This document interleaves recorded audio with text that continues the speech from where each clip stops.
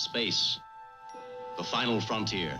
When Star Trek originally aired in 1966, NASA's space program was still in its infancy. But Star Trek allowed us to imagine what could be if we dared to boldly go where no one had gone before.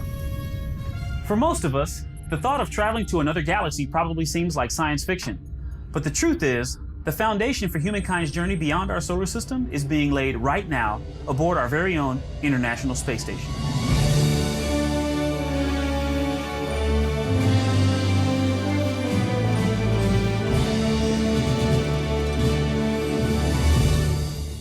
On the original Star Trek TV series, space stations served as deep space research laboratories as well as rendezvous points where starships could dock before exploring the unknown. Lieutenant, contact the space station.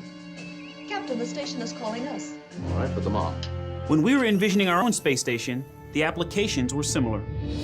The International Space Station is probably the most fantastic vehicle ever built. It's a one-of-a-kind laboratory orbiting about 250 miles above the Earth. And we perform experiments on the International Space Station. We can do science, we can do experiments, we can learn how to do things out of this world. And the result will help benefit the people on the ground. And all of this data goes to further our knowledge of the universe, so.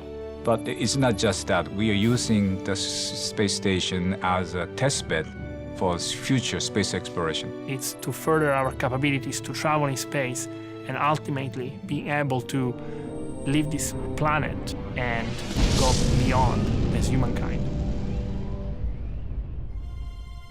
It's not only part of our present, and certainly be part of our future. We knew if we were going to continue with this mission of exploration, we needed to learn more about the human bodies and how to keep humans safe. So we have to understand what physiological changes occur to the human body when we're in space. The crew of the Enterprise mastered artificial gravity, for the most part. We, however, aren't quite there yet, and that comes with its own set of challenges. When you remove the force of gravity from your body, you'll lose things like muscle mass, bone density. Your heart doesn't have to work as hard. Overcoming these challenges will become even more important when humans step foot on Mars, where the crew will have to be self-sufficient. But thanks to the International Space Station, we're able to study the effects of weightlessness and develop countermeasures in orbit, close to Earth. That's the boy, keep it up. The International Space Station isn't just providing insight into how our bodies adapt to spaceflight, But we also knew we needed to learn a lot more about living in space and how to be self-sufficient to take care of our crews as they went on a deep space journey. For deep space missions, we still have a lot to learn. We need to find out how to mitigate these limitations that we have. And that's exactly what we're doing on the space station. The ISS is the only laboratory available to test life support systems, crew health systems, habitat modules, and other technologies that would help astronauts be safe and productive on a deep space journey. Do you wish that the first Apollo mission hadn't reached the moon, or that we hadn't gone on to Mars and then to the nearest star?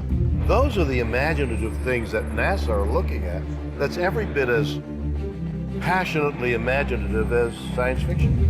I personally think that we are at a moment in the history of the human race where we are ready to leap forward, leap out of this planet.